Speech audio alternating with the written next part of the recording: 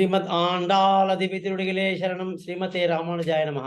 ఈరోజు తిరుపావైలోని 29వ పాసురాన్ని చదివి దాని యొక్క అమూల్యమైనటువంటి అర్థాన్ని గ్రహిద్దాం. சித்தும் சிறுக்காலே வந்து உன்ன சேவித்து உன் பொத்தாமரை அடியே பொருள்களாய் பெத்தமே துண்டும் குளத்தில் நீ கூத்தவேல் எங்களை கொள்ளாமல் போகாது இத்தை பறை கொள்வா நன்றுகான் கோவிந்தா எத்தன்னை ஏலேலும் பிறவிக்கும் உந்தன்னோடு ஊத்தமே நாம் உனக்கே ஆட்செய்வோம் మట్రైన కామంగల్ మాట్రేలో ఎంబావాయ్. అద్భుతమైనటువంటి ఈ పాసురాన్ని 2 సార్లు చదవండి. మీకు ఎంత గొప్పటి మన యొక్క నిత్యకర్మలు ఎలా చేయాలి, ఉదయం లేవగానే స్వామిని ఏ విధంగా సేవించాలని అమ్మవారు మనకు చెప్పడం జరిగింది. ఆ విషయాన్ని మళ్ళీ ఇక్కడ మనకు గుర్తు చేస్తున్నారు.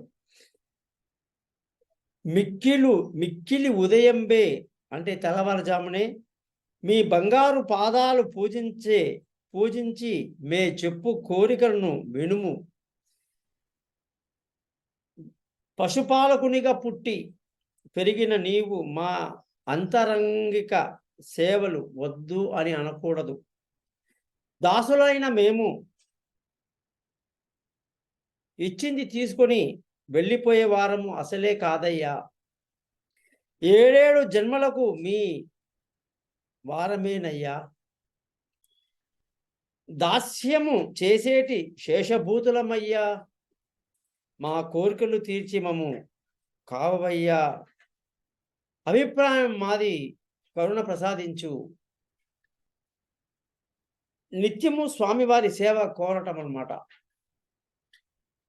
పొద్దుపోవడానికి ముందే మసక చీకటిలో వచ్చి సేవించి నీ పవిత్ర పాద పద్మములను మంగళాశాసనం పాడుతూ మా ప్రార్థనను వినుమయ్యా స్వామి. పశువులను మేపుకుంటూ జీవన సాగించే గోపల్లెలో వాళ్ళలో సామాన్యుల ఇంట జన్మించి అందరికీ అందుబాటులో ఉండే స్వామి, దాసానుదాసులమై నిన్ను సేవిస్తున్న మా ఆంతరిక భావాలను తృణీకరించవద్దు. ఈరోజు నీ నుంచి ఒక్క పరమార్థాన్ని పొందేందుకు మేము రాలేదయ్యా. సుమా ఓ గోవింద, ఎల్లవేళలా 7 జన్మల స్వామి వారితో సంబంధాన్ని కలిగి సేవ చేయగలుగుతున్నాము. ఇక ఇతర కోరికలను అవకాశం ఇవ్వద్దు. మాకు తప్పక వ్రతఫలం అందజేయి అని చెప్పేసి అమ్మవారు ఈ యొక్క భాషలో తెలియజేస్తున్నారు.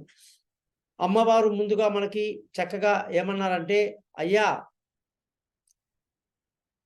వారిని నిద్ర లేపడమే కాకుండా వారు ఏ విధంగా రావాలి, ఏ విధంగా సింహాసనంలో కూర్చోవాలి, ఏ విధంగా మా కోరికలను తీర్చాలి, ఏ విధంగా మాకు ఆభరణాలు వస్త్రాలు ధరింపజేయాలి, ఏ విధంగా మీతో కలిసి మేము భోంచేయాలి, ఇవన్నీ అడిగేసి మేము చేయని తప్పులు తెలియకుండా ఏమైనా తప్పు చేసి ఉంటే క్షమించు అని చెప్పి 28వ పాసంలో బ్రహ్మాండంగా అడిగిన తర్వాత అమ్మ అన్న మాట ఇంకొకటి చాలా గొప్పది. ఏమంటే, మీరిచ్చినటువంటి కానుకలు తీసుకొని వాద్యాన్ని తీసుకొని అన్ని తీసుకొని వెళ్ళిపోయే వాళ్ళం మేము అసలు కాదయ్యా. మీతో కలిసి భోజనం చేసిన వాళ్ళం కదా, మరి మీతోనే ఉండిపోతాం మేము. ఇంకా మిమ్మల్ని వదిలిపెట్టే ప్రసక్తే లేదు.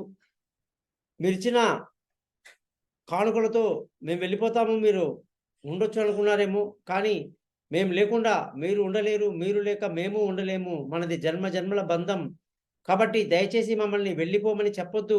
మేము ఎప్పటికీ మీ దగ్గరే ఉండిపోతాం అని చెప్పి అందరికీ కూడా అమ్మవారి ఇచ్చిన సందేశం ఈ పాసురంలో ఏంటంటే, తెల్లవారుజామునే చన్నీటిలో స్నానం చేసి స్వామి యొక్క పాదపద్మములను దర్శించాల్సినటువంటి స్థితి ఉంది అని చెప్పి ప్రతి ఒక్కరికి కూడా పేరున చెబుతూ అమ్మవారు అంతమందిని తనతో పాటు తీసుకువెళ్ళి స్వామి యొక్క దర్శనాన్ని చేయించింది. కాబట్టి మనమంతా కూడా ఈ 29వ పాసురంలో తెలుసుకోవాల్సింది ఏమంటే, తెల్లవారుజామునే లేవాలి, స్నానం చేయాలి, చక్కగా స్వామికి కైంకర్యం చేయాలి, స్వామి పాదసేవ చేసుకోవాలి అని చెప్పి తెలియజేస్తూ, మంగళాశాసనాలు ఎన్ని ఉన్నాయో మన స్వామికి. రామచంద్రాయ జనక రాజజా మనోహరాయ మామకాభీష్టదాయ మైత మంగళం. రామచంద్రాయ జనక రాజజా మనోహరాయ మామకాభీష్టదాయ మైత మంగళం. కోశలేంద్రాయ మందహాసదాస పోషకాయ కోశలేంద్రాయ మంద హాసదాస పోషకాయ లలితవాస వాద్య వినుత సర్వమంగళం చారు కుంకుమోపేత చందనాను చర్చితాయ చారు కుంకుమోపేత చందనాను చర్చితాయ భావసడుగ శోభితాయ భూరి మంగళం రామచంద్రాయ జనక రాజజా మనోహరాయ మామకాభీష్టదాయ మహిత మంగళం.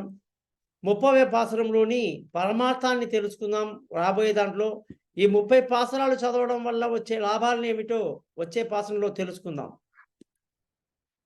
శ్రీమద్ ఆండాళ దివ్య తిరువడిగలే శరణం.